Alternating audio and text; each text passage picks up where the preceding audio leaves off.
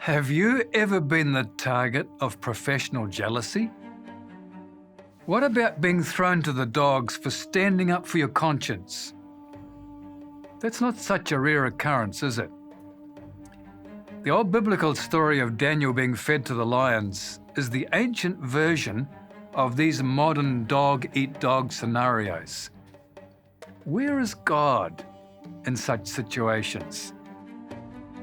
Let's just have a look at that old story because it's instructive in facing the modern versions of this form of abuse. Daniel was taken as a captive into exile while still in his youth. Let's say he was about 18. That was 67 years previously. So now he's about 85 years old. The year of the lion's den story is the same year that Babylon fell, after the fact. So these are the first days of a newly formed superpower.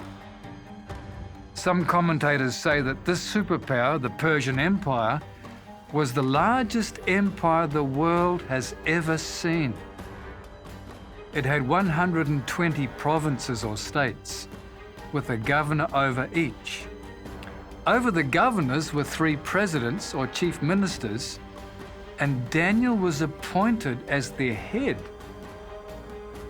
Because of his impressive demeanor, Daniel began showing up the other 2 presidents. Apparently they, together with a scrum of nearby governors, conspired to closely observe the old foreigner to catch him out in some matter of corruption or indiscretion. Despite their diligent and combined efforts, they could find nothing to pin on him. He was just too honest, and his integrity was unquestionable. It's at this point that we see racism surfacing, a special brand of racism based on religious prejudice. If his religious practices were the only flaw his antagonists could exploit, then they would exploit them for all they could. Daniel was despised for being different, so efforts were made to destroy his religion and him along with it. We are no stranger to this today.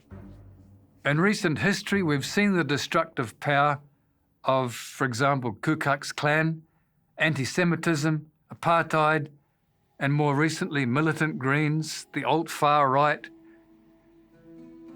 terrorist extremists of every stripe. The danger of these ideologies is that those who practice these extremes have no conscience at the death of their victims because they think they're helping God, or at least promoting a higher cause. The conspirators against Daniel persuade the king to issue an edict that it would be illegal for a period of 30 days to show religious devotion to any deity except the king. And as preposterous as this sounds, the king went along with it. Maybe thought it was a way to cement solidarity in the new empire, or maybe he enjoyed the way it stoked his ego. It was not uncommon in antiquity for the king to be regarded as a god, so he took that in his stride.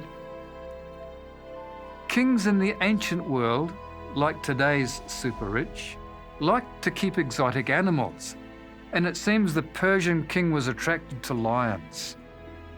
His collection proved useful in helping to reduce the number of criminals and of his critics. He had no idea that Daniel was being lined up for that fate, and finding that out, he became very upset. But Persian law was unchangeable. Once it was put in place, it could not be revoked. Daniel was forced into spending the night with the lions.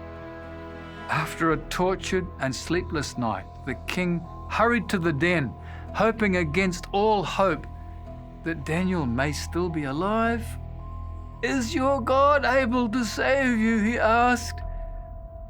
Daniel's response must have brought huge relief to the king, which was immediately changed into fury against the conspirators. He had them rounded up and thrown to the lions, who were grateful to receive the meal that they were supernaturally withheld from the previous night. What's in it for us?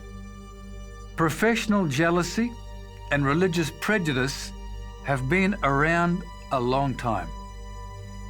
Daniel's experience gives us some guidance.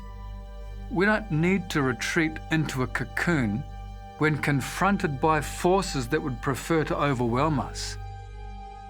It is not us that is the target, but the sense of right and decency, and beyond that, God Himself. And even if we are thrown to the dogs or the lions, we know that God is there with us during those dark and dangerous nights, because He wants to demonstrate through us that there is still a God in heaven that makes Himself known to a world ignorant of Him.